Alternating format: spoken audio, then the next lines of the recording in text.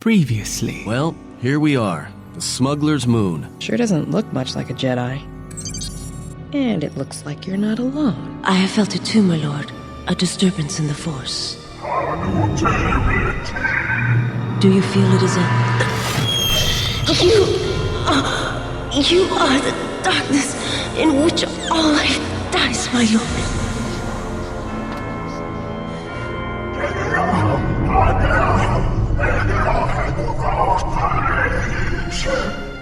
Yes, this disturbance echoes through the Force.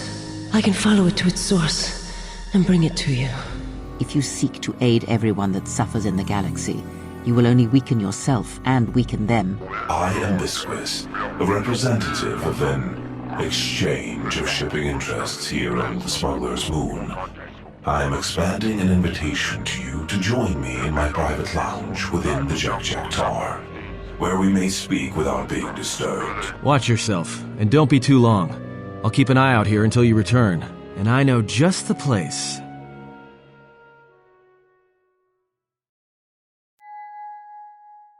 So, you're the big Jedi that everyone's been talking about.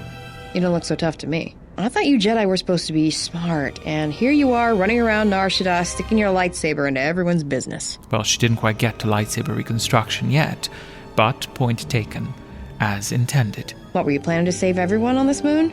You're attracting more attention than a fleet of Sith warships. I'm Mira. I'm the best bounty hunter in this system, and that's not me bragging, that's fact. I had you in my sights ever since you landed.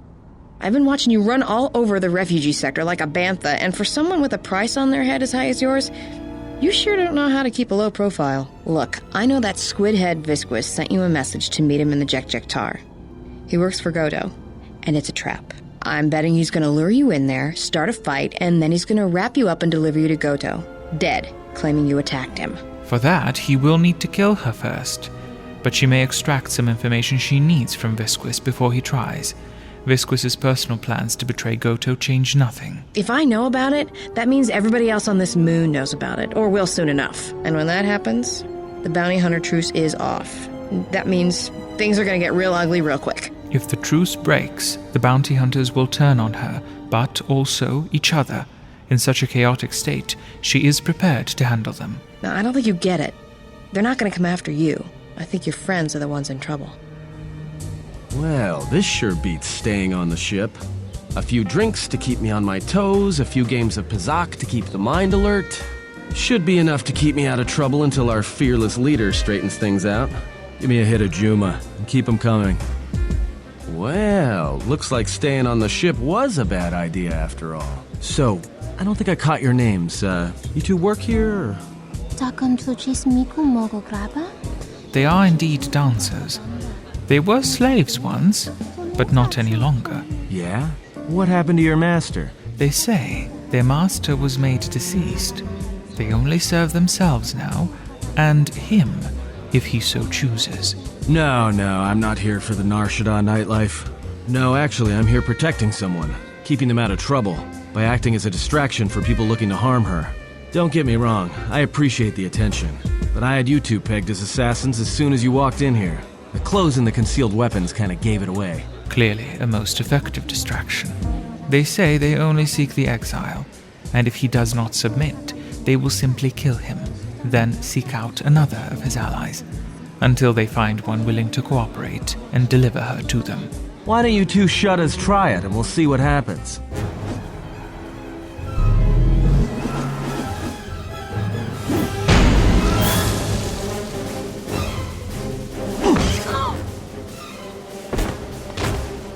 More where that came from. Just like a Jedi. Well, that's it. The bounty hunter truce is off. That means this place is gonna get real bad, real fast. I better get back to the ship. Warn the others. This is one of my safe houses. It's not too pretty to look at, but keeps away prying eyes. It certainly has a distinctive smell, which in itself is not too uncommon on this world. Yeah, well, it's one of those trade-offs. All the freighter exhaust from the docks, you know. Some aliens actually like breathing it, if you can believe it. You could say I've gotten used to it. This is actually perfume compared to how the rest of the docks smell. Back to business, now away from prying eyes, Surik wishes to know Mira's plan in handling the situation with the exchange. You know, Visquis is arranging a trap for you in the Jekjektar.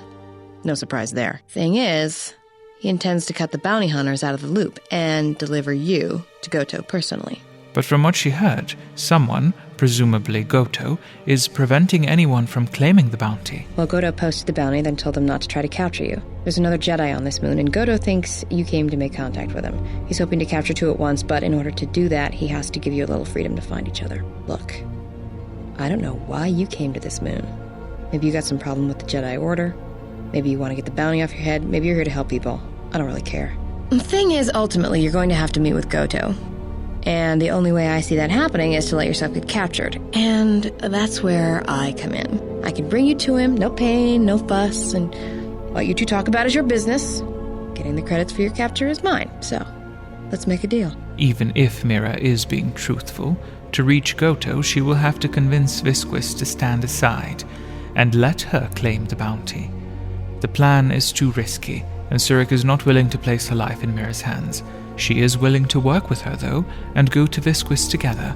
Well, for one thing, you're going to stay here, and I'm going to meet with Visquis instead. Either they meet him together, or Surik does so alone. There is no alternative. Actually, you really don't have much choice. That smell you noticed when you came in?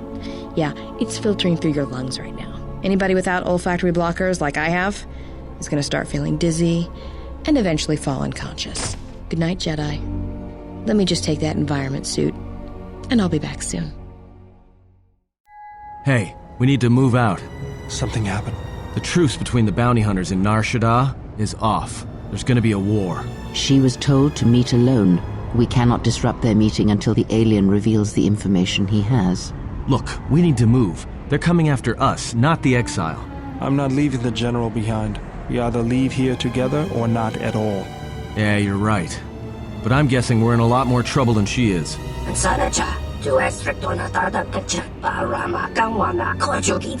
Anybody here catch that? All I understood was very. I think he wanted us to give up the General to his poorly trained collection of bounty hunters. Ah, well, that would explain it. I'll take the stupid one, who decided to threaten us rather than shoot us when he had the chance.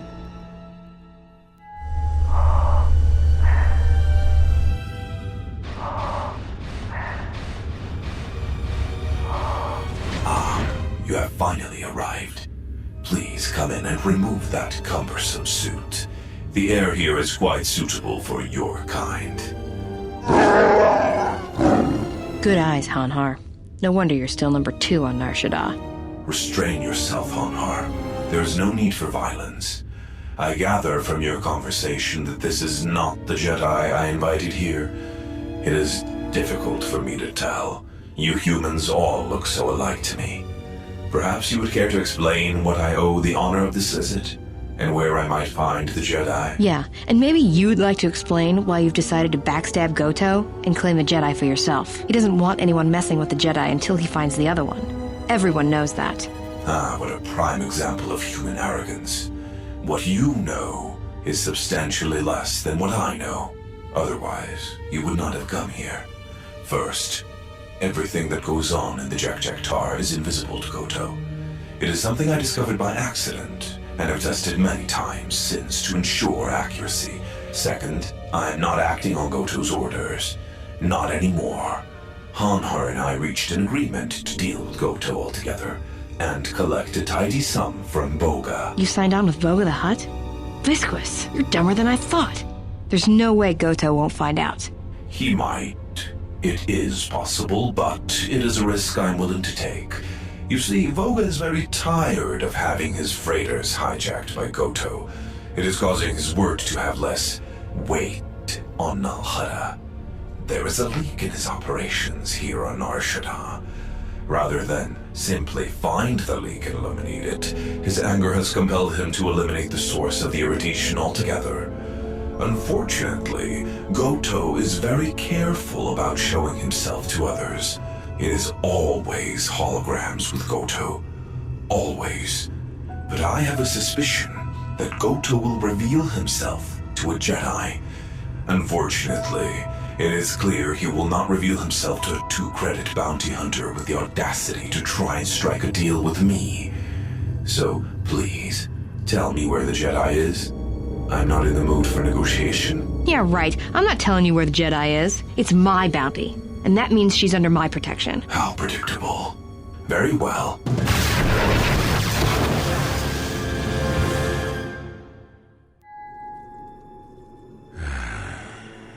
I know you can hear me.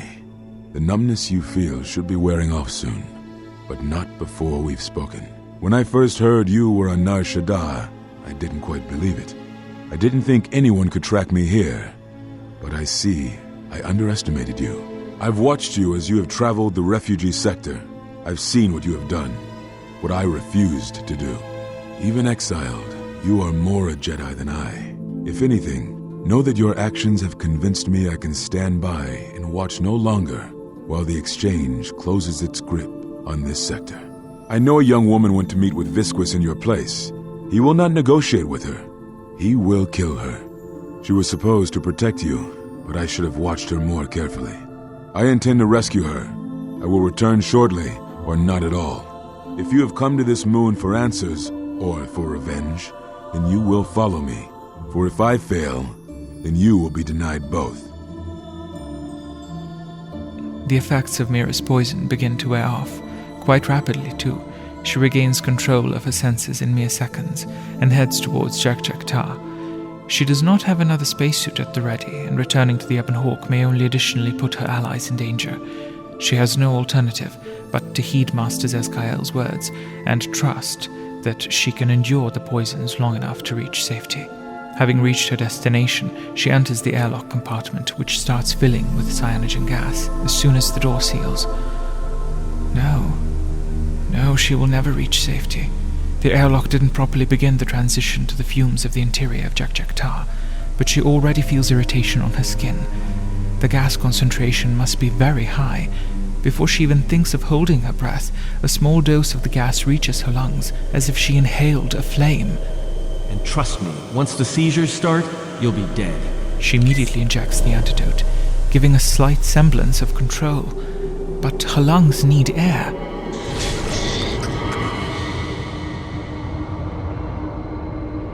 Listen to me.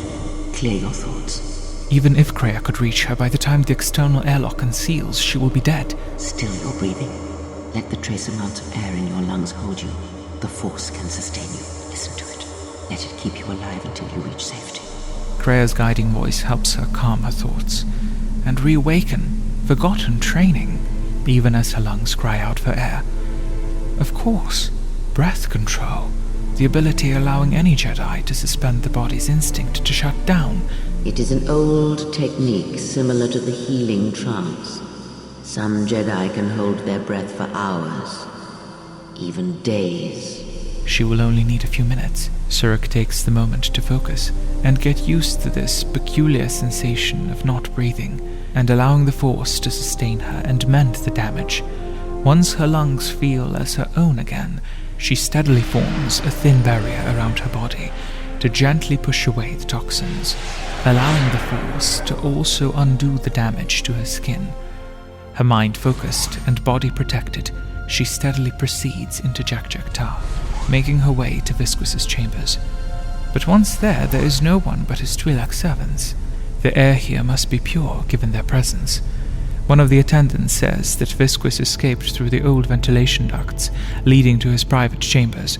She also says he is protected by an entire clan of bodyguards who accompanied him, taking a red-haired woman with them. Surik makes her way to the toxin-filled tunnels, now with a pair of lungs full of air. She almost loses her orientation in the complexity of these tunnels, wandering for what feels like hours, but eventually finds an exit.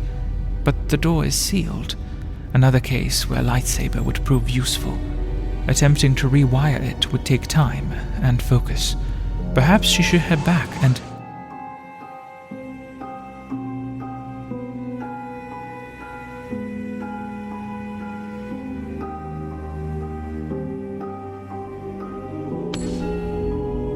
The obstacles placed around this meeting reflect an intriguing approach to hospitality. After all she has done to get here, She demands answers. Very well. Let us dispense with the pleasantries. You are, after all, human. Based on your actions alone, I take it you are not familiar with the organization I serve, or my responsibilities. I run the refugee sector. I decide what happens here. I control the flows of the currents of this sector. We sought to put pressure on the refugee sector for one simple reason. Whenever seeming innocents are placed in danger, especially human, there the Jedi are, lightsabers blazing. It is curious, though. We've been applying pressure on the humans in the sector for some time, yet only now do you show yourself. Surik only recently arrived to Nar Shaddaa, though it is discouraging to hear that the touch of the Jedi has been absent for so long. The Jedi have always been slow to act when danger threatens, more so now than in the past, and you are no different. Still, if you are only a recent arrival, that would lend some validity to the rumors of another Jedi being here on Nar Shaddaa. Fortunately for me, I require just one. You have caused a great deal of trouble for the exchange here on Nar Shaddaa. As expected, we all have our masters, you know. Mine is soon to be deceased.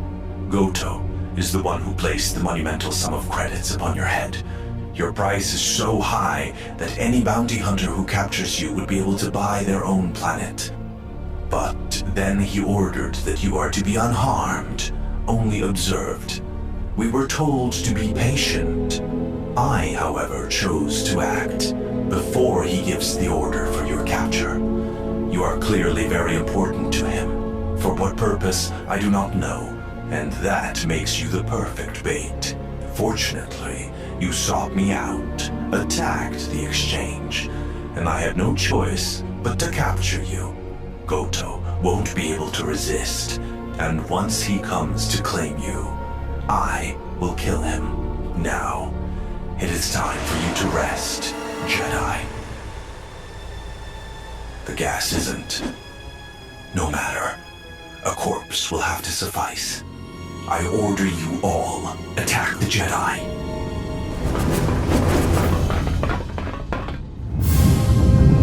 Attack the Jedi. You never truly worked for me.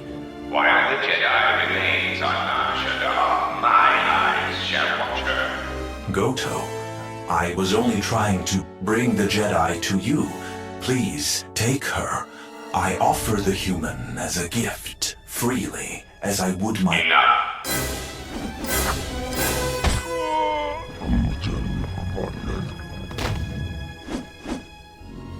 It seems Visquis was wrong, and Goto did not come in person. What is he so afraid of, she wonders. What an amusing Jedi specimen you are.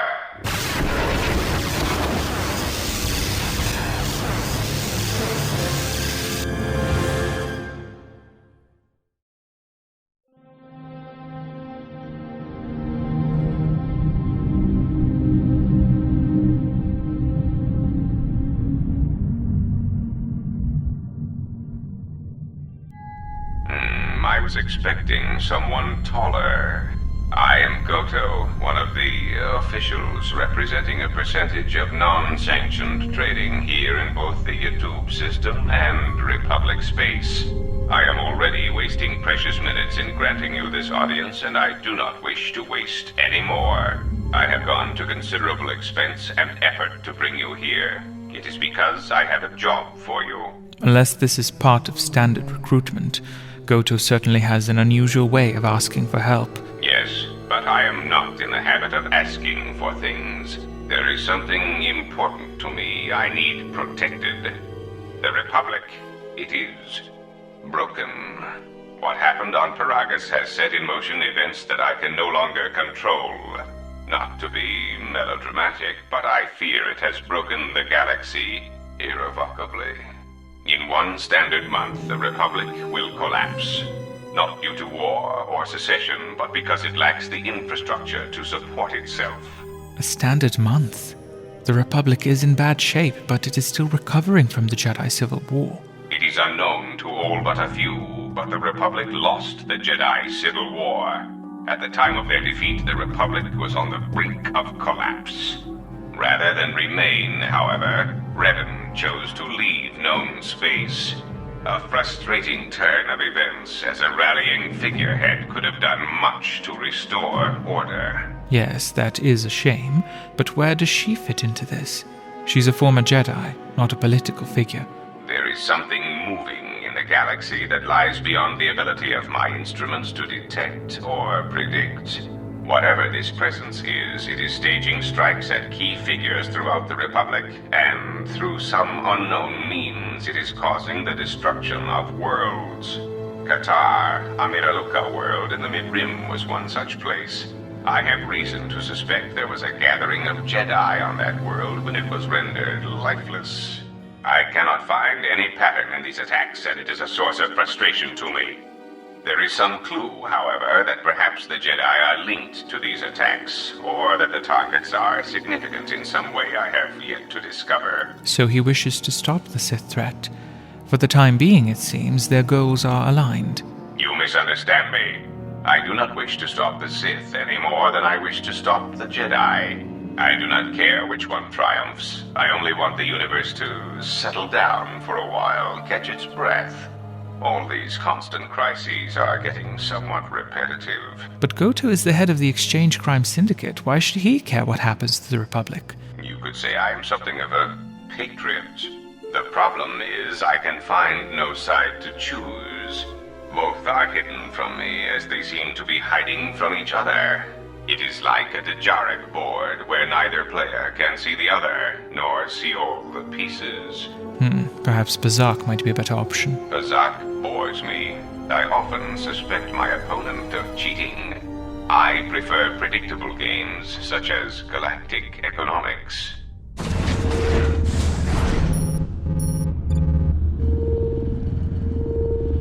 Surik is willing to work with Goto, so long as the outcome of their partnership does not benefit the Sith. As she travels the galaxy, she is willing to remain in contact with him to establish the best course of action to stabilize the Republic.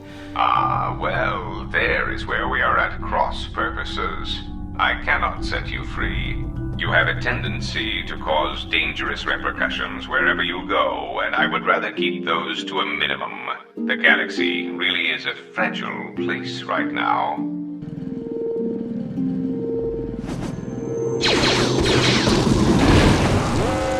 It is the proximity alarm. We are under attack. Somehow your allies have found you. They have gotten farther than I calculated. They are very resourceful. You will remain here. I must see to the defense of my ship. Given his reach and power, Goto may prove to be a valuable ally, but she has no interest in being his prisoner. Fortunately, this vessel's command structure is designed for a crew of obedient droids, leaving few security restrictions to console access.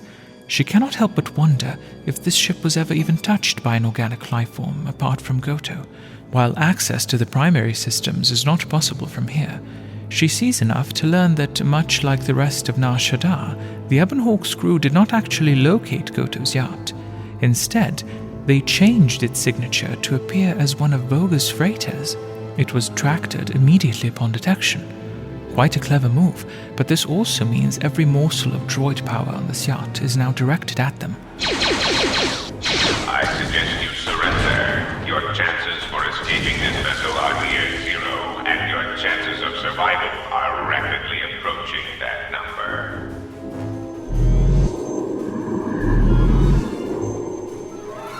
Primary power distribution, the cloaking field, these systems can only be accessed from the bridge. She only has access to secondary systems from here, those connected to auxiliary power, environmental controls, internal illumination.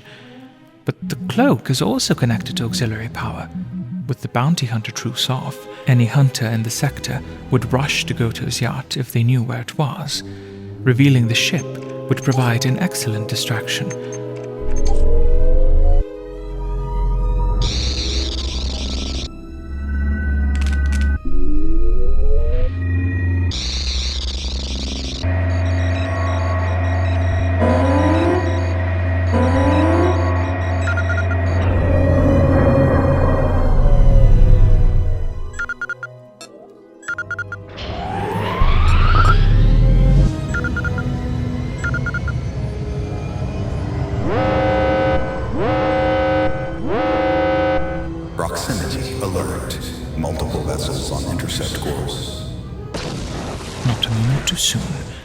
As droids prepare the ship for battle and attempt to reactivate the cloak, they manage to fight their way to the bridge.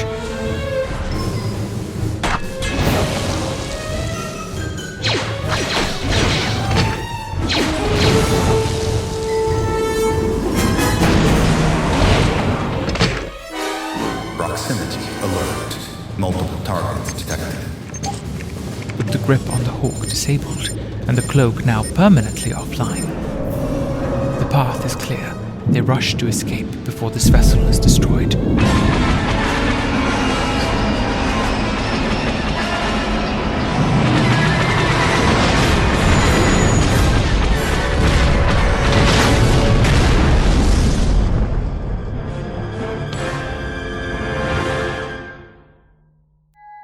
I can't believe we just blew up Goto's yacht. That's going to destabilize crime throughout this whole sector. Yeah, well, you'll understand if I hold back the tears. You don't understand. Crime in the YouTube system, it's like the economy. Plus the power vacuum. Even if Voga gets up and running again, the system is going to be feeling the effects for years to come. With that said, it wraps up all their assigned tasks for Nar Shaddaa. Well, one remains to be dealt with. We didn't find that Jedi Master with the weird name. Zez-Kyle? Well, that's not true. I already found him. Actually, he found me first. He hired me to watch out for you, keep Goto off your back until he could meet with you. We'll need to head back to Nar Shaddaa, to that safe house off the docks. I said I'd meet up with him there if we ran into any trouble. Evidently, she was not too successful in her task, but she suspected it was Mira who unsealed the door in the tunnels and handled the guards in Visquis' compound. Before that even, she recalls Vosk mentioning her as one of the few bounty hunters left with honor, who respect the hunt and only kill when they must. It is also clear she was the one who told the crew what happened to her.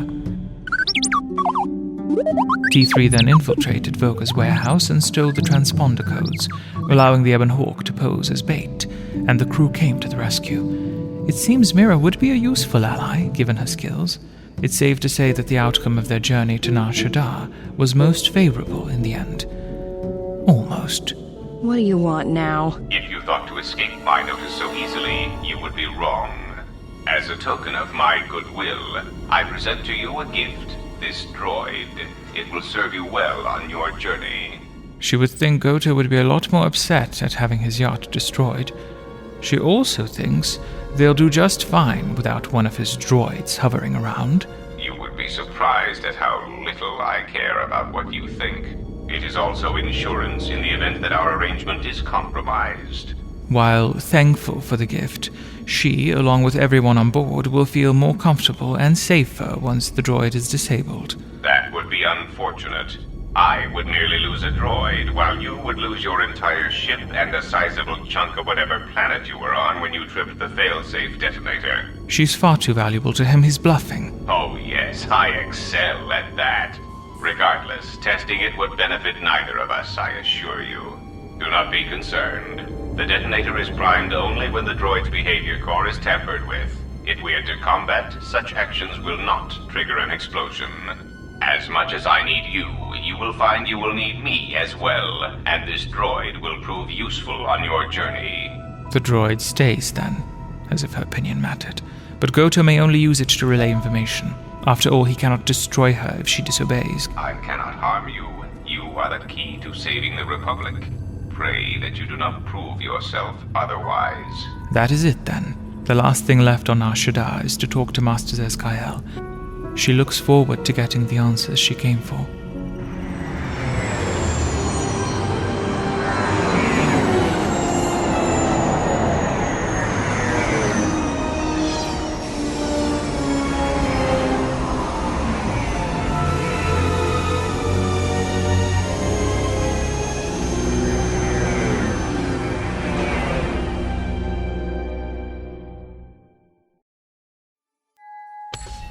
So, you have returned from exile. Kavar thought you might. He felt you were the key to understanding the threat we face. The others were not so certain, but so many of them are gone now, as you no doubt know. The absence of Jedi is hard to miss. Master Zez-Kyle is the only one she came across since her return, apart from Atris. Atris? But I had thought she had gone to KOTOR with the others. KOTOR? Yes, Goto told her it was destroyed after a Jedi gathering took place there, and how all the Jedi there perished. though it is strange that Atris didn't mention it when they spoke. It is a fortunate thing she did not attend the gathering. Yes, she holds the last of the Jedi teachings. It is good she survived. Only a handful of us remained after the Jedi Civil War, barely 100 in number. Then, even that 100 began to vanish, in places where the Force seemed blind. The only pattern we determined is that when Jedi gathered, they were seen no more. At the last Jedi conclave on the Mira world of KOTOR, the entire planet was wiped out, an entire race destroyed, because the Jedi chose to gather there. It was only then that we realized we were facing something far more powerful than we knew how to fight. And we could not fight an enemy that will not reveal itself. But any Jedi, anyone who was strong in the Force, who attempted to track down such a threat, vanished without a trace. If it believed us defeated, then perhaps it would finally show itself. It was a faint hope, but it was the best we had. It was Kavar's plan. He was always the greatest tactician among us, and had seen war more than the rest of us. And we knew that the war would be lost if we continued to act as we had. I do not know where they wander now. There are few of us, though.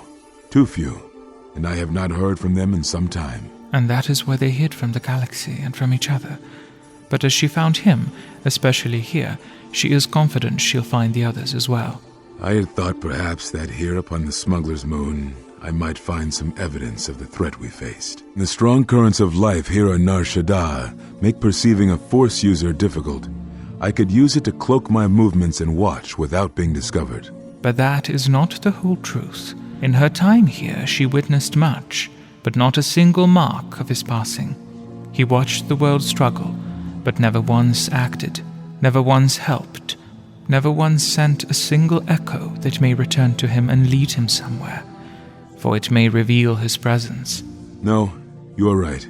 That is not the whole truth. It is difficult to detect a Force user on Nar Shaddaa, and I knew it. This threat we face, it leaves wounds in the Force when it strikes. It leaves nothing. To live life without the Force, to vanish and die and leave only an echo, it was terrifying. To be connected to all life around you, then to have it stripped. A reasonable fear. He is human before he is a Jedi, after all. This was also true during her trial, as she recalls the records, for he was the only one who did not blindly place the beliefs of the Jedi at the forefront, though he still sided with the Council. Ah, so the records of your trial were found. Good. Sometimes I think this galaxy would be a better place if there were less Jedi secrets. I wondered if perhaps the teachings of the Jedi had been our failing all along.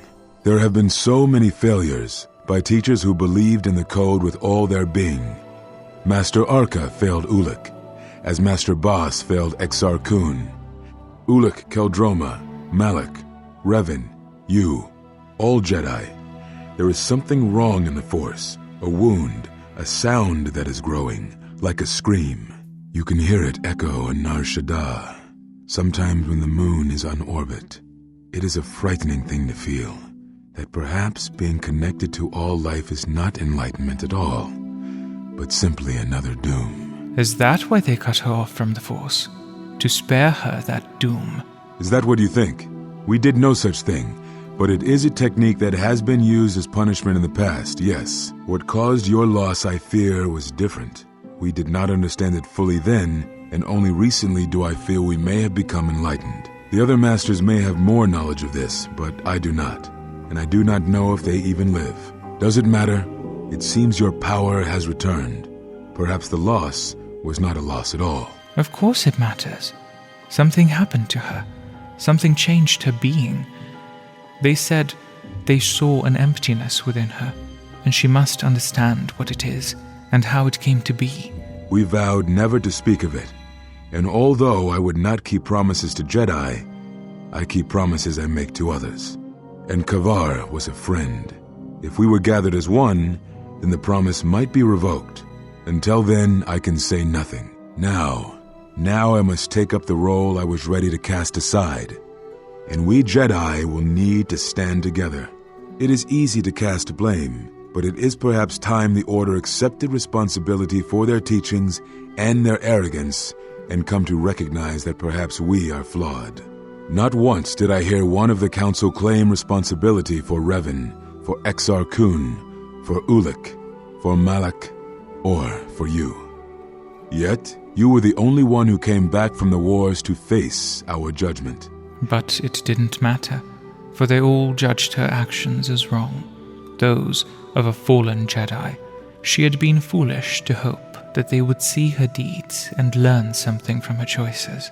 You taught me something important in the Council chamber long ago, Exile, and it has stayed with me all these years. You were right to do what you did, everything you did, and rather than attempting to understand why you did what you did, we punished you instead. Our one chance to see where we had gone wrong, and we cast it aside. And now, that decision has come back to us and may carry with it our destruction. Perhaps there is something wrong in us, in our teachings, and though I tried, I could not cause that thought to leave me, so I left the Council. And I was not the only one. That is why many scattered, and why many in the Republic do not trust us, and why we do not trust ourselves. Make no mistake, I am no Jedi. This is the end, you see. After this, there will be nothing, and I think it will be for the best. She believes him, and understands, and forgives. As for the Force, Surik is willing to accept that the Jedi Masters were not the ones responsible for her loss, and will need to gather them all if she is to learn what truly caused the breach. Lastly, even if Master Zez-Kaiel no longer considers himself a Jedi, she would be willing to accept any knowledge he has to impart, anything that may help her rebuild her connection to the Force. It has been some time since you have used the Force, it is true, but there are techniques to enhance one's tie to the Force, to make your influence through the Force more potent. Yet, even as such techniques can enhance the Force, they should be used cautiously. They can drain you quickly, leaving you at the mercy of your opponents. Do you feel it gathering within you? Now, slowly, let it out. Slowly.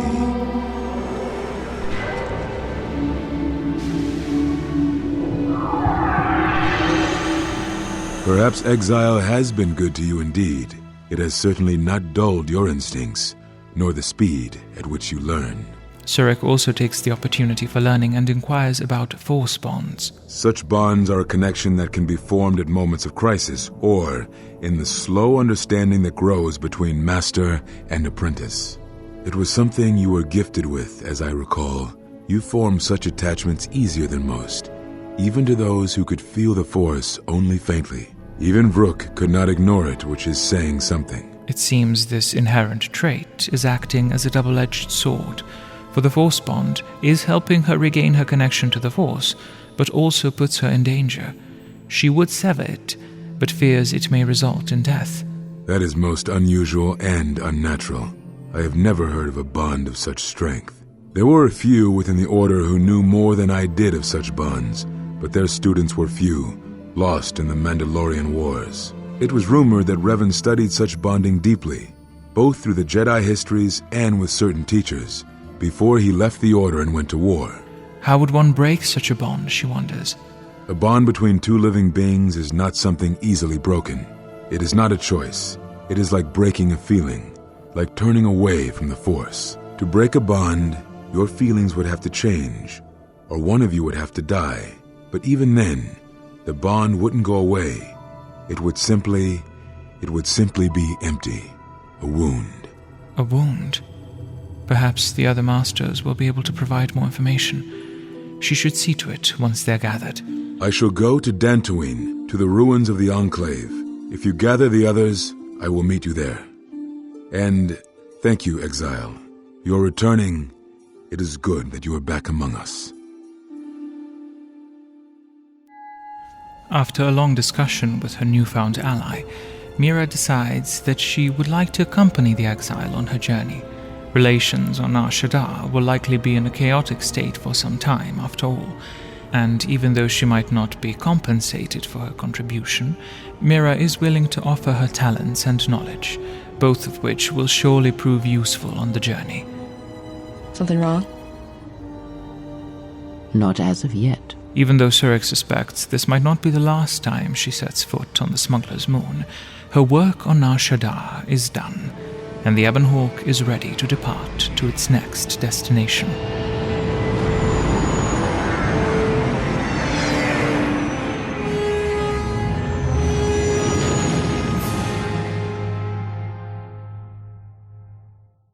Next time. How did you even live with yourself after Malachor?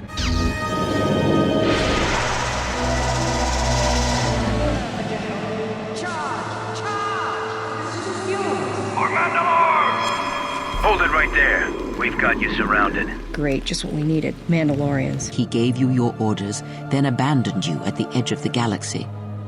How do you know that?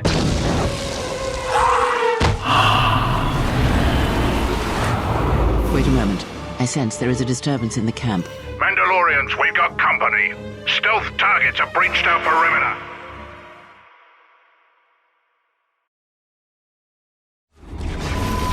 Greetings, historian. The next fragment of Meetra Surik, the complete story, will become available on the following date. You may, however, access this fragment earlier within the following timeframe through memberships. Note that the complete story is still under construction.